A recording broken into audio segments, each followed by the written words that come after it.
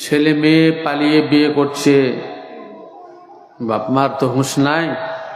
রে মোড়ো তোর হইল জ্ঞান, রে মোড়ো তোর হয় না জ্ঞান। বেটি হলো নওজওয়ান, জ্বললে মন তার কামন আলে, কারো সঙ্গে যাবে চলে, তখন তোর রবে না মান, ধ্বংস হবে বংশের সম্মান।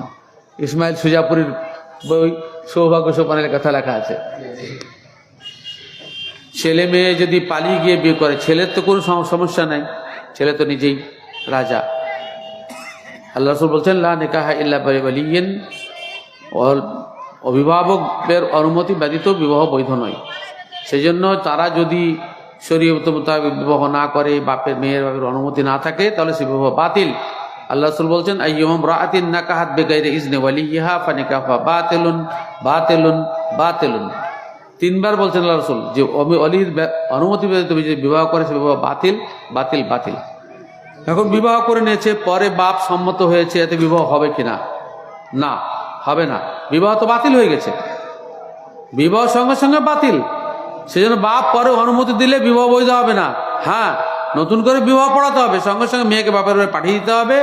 এবং তার যদি সহবাস টবাস ইত্যাদি না হয়ে থাকে তাহলে কোনো সমস্যা নাই। সহবাস হয়ে থাকলে তার পেটে বাচ্চা আছে কিনা হায়েজ কমপক্ষে একবার মেন্স আসা পর্যন্ত অপেক্ষা করতে হবে। মেন্স হয়ে গেলে তারপরে তখন শরীয়ত মোতাবেক বাপের অনুমতি সহ বিবাহ করতে হবে। কোর্টের বিবাহ নাই। অনুরূপভাবে এখানে আমি আরেকটা উত্তর দিচ্ছি, যদি প্রশ্ন থাকে সেটা হয়ে গেছে। অনুরূপভাবে মেয়ে ছেলেরা অনেকে কোর্টে গিয়ে ডিভোর্স করছে। এ ডিভোর্স নয়, কোনোদিনই ডিভোর্স হবে না। পূর্বের স্বামীর স্ত্রী থেকে যাবে। কেননা মেয়েরা ডিভোর্সের মালিক নয়, তালাকের মালিক নয়, তালাক চাওয়ার মালিক।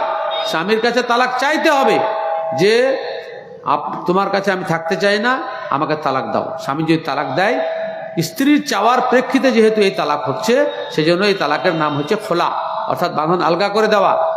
হ্যাঁ, সেজন্য মেয়ে কোর্টে তালাক দিয়ে আবার অন্য জায়গায় বিবাহ করে মৌলবীরা বিয়ে পড়ে দিচ্ছে, সম্পূর্ণ নাজায়েজ।